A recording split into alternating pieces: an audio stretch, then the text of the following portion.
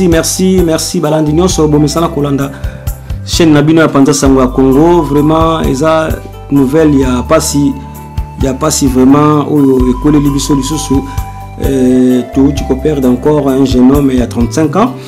Jeune homme à 35 ans oyo akufaki na ndaku oyo bako baluki ba romona ye moko na kati ndaku akufa déjà. Donc vraiment ça fait mal. Jeune homme à 35 ans atika biso ka boye yango nazo pesa bino programme vraiment ezabo programme yali vendredi 18 à partir ya 15h biso nyo soto kutana na institut médico légal po ezabongo na quai de la Rapée boye biango sika ba sala ka mingi ba autopsie corps ya mwana na biso ekozala wana ya Diego ekozala wana tokotala yango boya vinza ebele to lela mwana à partir à 15h déjà bozala wana tozala wana pour tout la corps ya mwana na 20h dernier veillée ekozala bongo na église Meyas eza bongo na 7 avenue Ferdinand le CPS 7 avenue Ferdinand le CPS 91 420 na Morangis.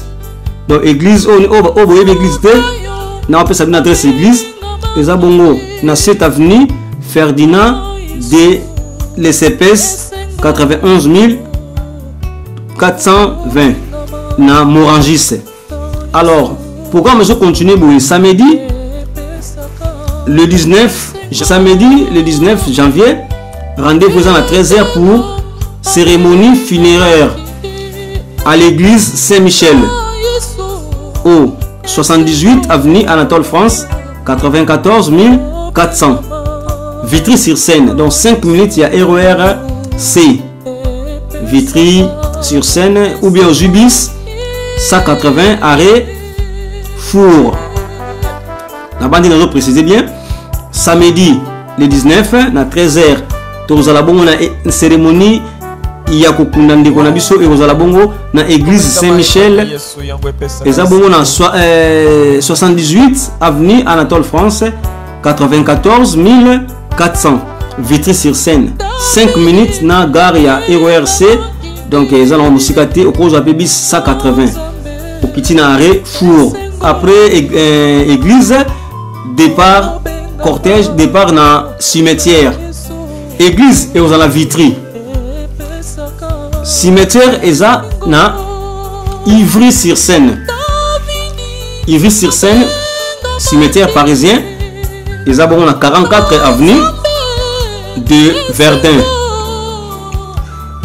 94 200 Ivry-sur-Seine. Donc na bandi na pesibino programme yangwana. Après ne tokoye bandenge ni famille arobongisa pona soki to sisi ko kuna mowei tokokuta na wapi tokosangana wapi. Alors pona ba contact nyonso oyo boyebaki ndeko na biso na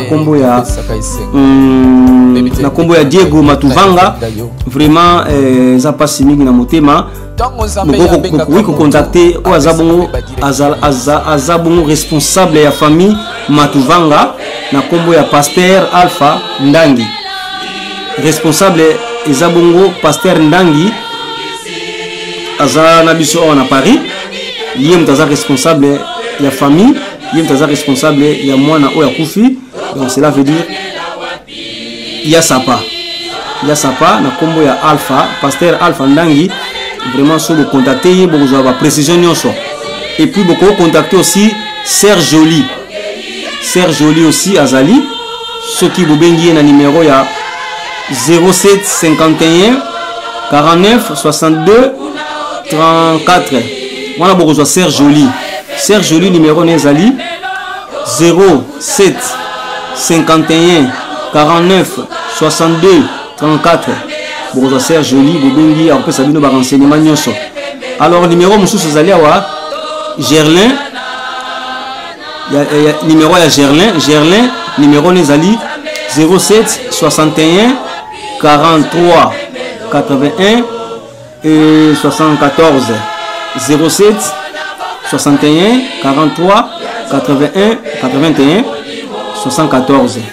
et ya pasteur Alpha Ndangi ezabongo 07 51 53 03 38 07 51 53 03 38.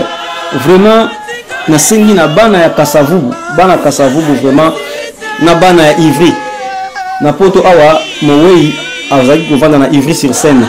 Bana ya Ivry boyebi vraiment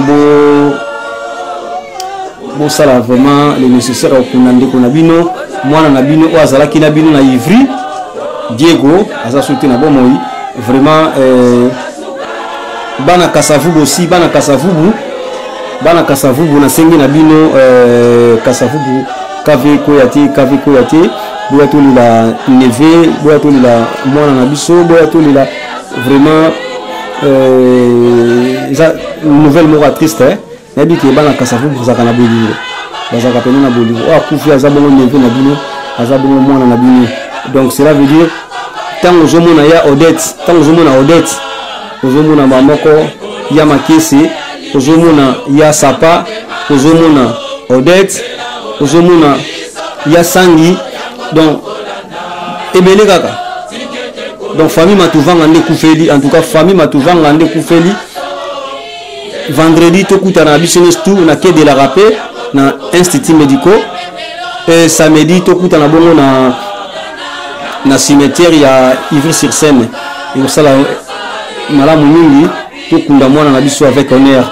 Merci bainyoso oyo bolingaka chaîne na bino panda sangwa Congo. Les abonnés triste nouvelle mais tout ça nini il faut tout solo yango kaka parce que oya kufi aza mwana aza leki aza neveu surtout sali yango te na ko sala susu yango yangwana vraiment c'est la famille hein c'est la famille. Na Kinshasa kuna matanga ezabongo na Kasavubu na Lisala programme matanga Kinshasa ça na Lisala sur avenue Lisala 77 commune ya Kasavubu avenue ou direction à Sosa Chaba. Contactez Mama Sangi azana kini kuna Mama Sangi numéro nezali 09 07 76 76 04 07 wana numéro ya Mama Sangi ya Sangi ezabongo 09 07 76 04 07. Merci oh nyonso bolandinga na moment oyo vraiment pasi na motema tolela mwana longo Diego Matuvanga wazalaki bongo mwana oyo akoli na Suisse akoli na France donc il passe kaka donc